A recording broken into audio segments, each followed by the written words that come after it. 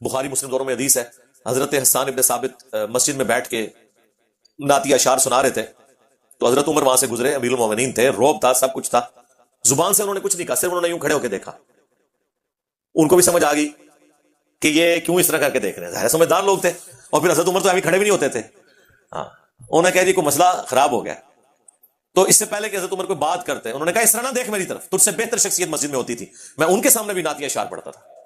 ٹھیک ہے، ویسے آج کل کو مولوی ہوتا کہتا ہے لام ہو گیا کہ میں کے پاس سوچنا وہاں، اپنی عزت بچانی ہوتی نا اگر. ہاں، ان کو آپ اس طرح کریں نا، دیکھو کتنے دماغ گیا میرا، کہتے ہیں وچو کیسی کیسی گلاں کر رہا ہے. یہ میں آپ کو نیچر بتا رہا ہوں. اگر اس وقت کوئی مولوی آپ کو یوں کر رہا ہے اور آپ دیکھ رہے ہیں اور آپ آگے سے آپ کو پتا چل گیا کہ اس کو کیا تکلیف ہو رہی ہے، آپ بولے نا وہ اپنی عزت جانے گا تو لام ہو گیا. میں کوئی اور شاید دیکھ رہا تھا، میں تو تک رہا تھا پیچھے ٹوٹی جو پانی کے اوپر نکل رہا ہے وہ پہ دیکھتا تھا. عزت بچانے کے لیے نا جھوٹ بول دیں گے. لیکن چونکہ حضرت عمر ایمان والے تھے، جو ان کے دل میں تھا وہ انہوں نے کہا. جب انہوں نے کہا نا اس طرح نہ مجھے دیکھ، تو ظاہر ہے یہ حضرت حسان نے جج کیا تھا کہ وہ یہ میرے شاعرانہ کلام کے اوپر ایسا ان کو فیل ہو رہا ہے. ظاہر ہے ایک آکورڈ کام تو ہو رہا ہے نا. اس زمانے کی محفل بلاد ہوتی تھی حضرت عمر کے زمانے کہ وہ عادی ہوتے کہ ہاں یار ایک اور محفل آج لگی ہے. اچھا، تو حضرت عمر نے کہا کہ اپنا گواہ لے کر آؤ. انہوں نے کہا یہ ابو ہریرہ بیٹھے ان سے پوچھیں.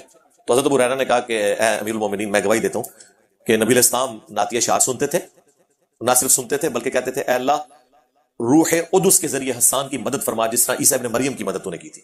وَأَيَّدْنَاهُ بِرُوحِ الْقُدُسِ. بلکہ مسلم میں تو الفاظ ہے اے حسان تیرے اشعار ان کافروں پر ہمارے تیروں اور نیزوں سے بھی زیادہ سخت ہیں. اور ظاہر ہے وہ پتہ نا کہ وہ ایک تو شاعری کو پسند کرتے تھے وہ لوگ، عرب کے لوگ، پھر فصیح اللسان تھے. آج بھی آپ دیکھ لیں بعض جملے واقعی تیر سے زیادہ سخت لگتے ہیں. ہم کوئی غلام ہیں، ابھی کہنے کو تو ایک جملہ ہے لیکن کدھر کدھر جا کے کس کس کو لگتا ہے. ٹھیک ہے، تو بعض اوقات کوئی سلوگن، کوئی جملے وہ اتنے سخت ہوتے ہیں کہ وہ گولی سے زیادہ اثر کرتے ہیں. اس زمانے میں بھی ایسا. صحیح مسلم میں اوپر تلے 10 احادیث ہیں جس میں حضرت حسان کے وہ شعر ہیں جو انہوں نے نبی علیہ السلام کے دفاع میں، جو کافر آپ پہ اعتراض کرتے تھے وہ شاعری میں اس کا جواب دیتے تھے. اور آپ کو حیران کن بات بتاؤں، حضرت حسان ان لوگوں میں شامل تھے جنہوں نے حضرت عائشہ پہ تہمت لگائی، وہ جو سورہ نور میں برات میں آیات نازل ہوئی. اب حضرت عائشہ نے وہ 40 دن کس تکلیف میں کاٹے، بالکل لاغر ہو گئی تھی رو رو کے اس غم میں، جب تک کہ قرآن نازل نہیں ہوا. اتنی تکلیف ایک شخص نے دی ہو آپ کو، لیکن اس کے باوجود حضرت عائشہ کے سامنے اگر کوئی حسان کا ذکر برائی سے کرتا تو اسے ٹوک دیتی تھی اور کہتی تھی حسان کو برا مت کہو، کیونکہ جب رسول اللہ پر کافر اعتراض کرتے تھے تو حسان اپنے اشعار سے ان کا جواب دیا کرتا تھا. اچھا، یہ حضرت عائشہ نے اپنی للہیت تو شو کی، ہمیں بھی ایک درس دیا کہ آپ کے لیے کرائٹیریا اللہ اور اس کے رسول کی محبت ہونی چاہیے، باقی ساری چیزیں چھوڑ دیں. ٹھیک ہے، چھوڑ دو مامون یار، اتقو فرمایا کہ نہیں ہے کہ مار کو باقی جماعت قتل کرے گی، تو انہوں کیوں کام محمودہ کھائے جا رہا ہے. آپ اللہ کے نبی کو دیکھیں. تو سیدہ عائشہ نے اپنا غم نہیں کیا کہ یہ مجھ پہ تہمت لگانے والوں میں شامل تھا. ماموں سے تو بڑھ کے عزت ہے نا سیدہ عائشہ کی سلام اللہ علیہ. انہوں نے اپنی سب سے بڑا عورت میں حملہ اس کی عزت بھی ہو سکتا ہے نا، اسے قتل کرنے سے بھی بڑی چیز ہے. انہوں نے اپنے اس الزام کی بھی پرواہ نہیں کی. انہوں نے کہا کہ حسان کو چھوڑ دو. حسان جو ہے نا وہ رسول اللہ کا دفاع کیا کرتا تھا.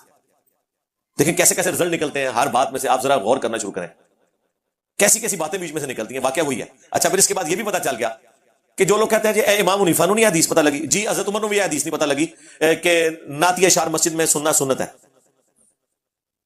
ان کو تو نہیں پتا تھا، تبھی انہوں نے گواہ بھی مانگا. ایکٹنگ تو نہیں کر رہے تھے وہ. تو اس سے یہ بات پتہ چلی کہ بڑے سے بڑے شخص سے بھی کوئی بات چھپی رہ سکتی ہے. یہ اس کا عیب نہیں ہے، اس کا مرتبہ نہیں گر جائے گا اگر بات چھپی رہے گی. اور ایک اور رزلٹ بھی نکلا، جو لوگ کہتے ہیں کہ حضرت عمر فاروق جو ہیں وہ حضرت ابو ہریرہ سے بغض رکھتے تھے. ٹھیک ہے، کچھ ان کے آپس میں کنفلکٹ آئے تھے پولیٹیکل، اور اس معاملے میں ہم حضرت عمر کے اس ڈیسیژن کو سختی پہ مبنی سمجھتے ہیں. ان کو یمن کا گورنر لگا کے بھیجا، وہ چند ایک بکریاں لے کے واپسی میں اتنا بڑا ریوڑا لے کے آئے. حضرت عمر نے کہا اینیاں بکریاں لے کے گیا، انہوں نے کہا اللہ نے منو برکت دیتی ہے یار، جنہوں نے بکریاں پالی ہوئی ہیں انہیں تو پتا ہے اللہ تعالیٰ کیسی برکت دیتا ہے. تو انہوں نے کہا نہیں، بیت المال میں جمع ہوں گی. تو اب ظاہر امیر المومنین تھے، حضرت ابو ہریرہ خاموش تو ہو گئے، دکھ بڑا تھا، تو پوری زندگی کہتے تھے اللہ عمر کو معاف کرے. یعنی مطلب اس نے زیادتی میرے ساتھ کی ہے.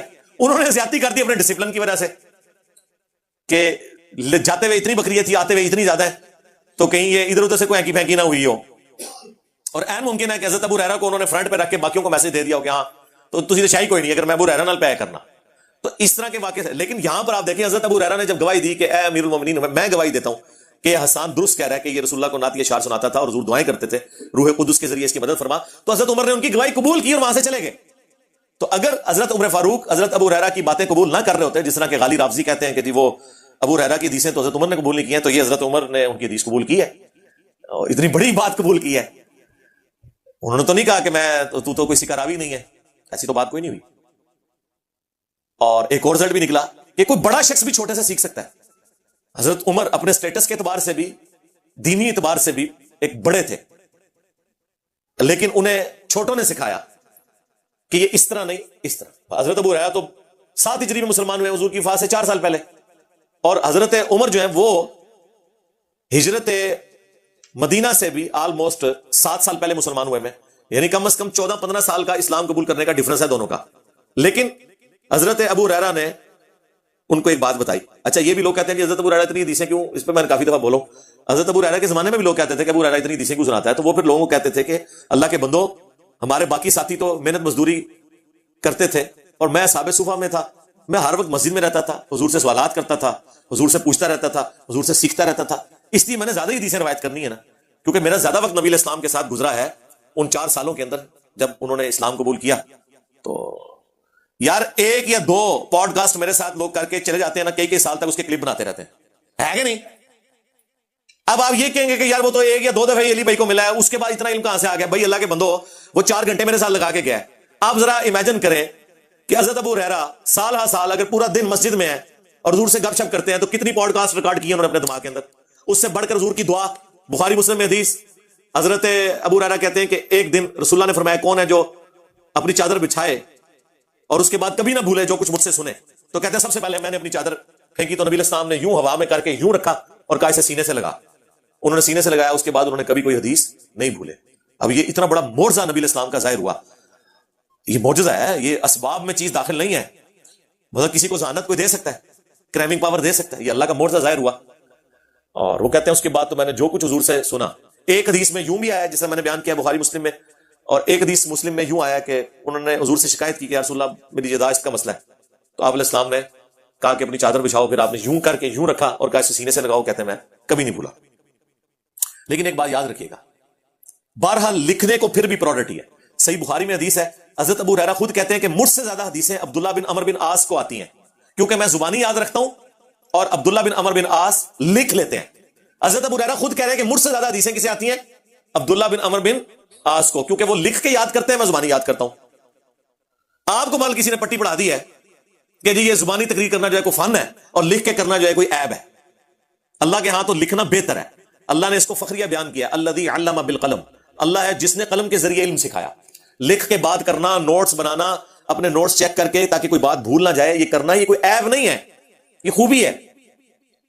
پوری دنیا کا علم لکھ کے ٹرانسفر ہوا ہے نا, چاہے وہ ٹائپنگ کے ذریعے لکھا جائے, چاہے کاتب کے ذریعے لکھا جائے. آج بھی جو کتابیں ہیں, چاہے آپ PDF پڑھ لیں, چاہے ہارڈ کاپیز پڑھ رہے ہیں, لکھ کے علم ٹرانسفر ہوا ہے نا. زبانی تو ہوتا نا, تو پھر یہی ہونا تھا کہ کبھی کسی نے کوئی آیت غلط پڑھ دینی تھی تقریر کے اندر, کبھی کسی نے کسی ملک کی باؤنڈری کسی ملک کے ساتھ ملا دینی تھی, کبھی کسی نے نبیوں کی تعداد ہی غلط بتا دینی تھی.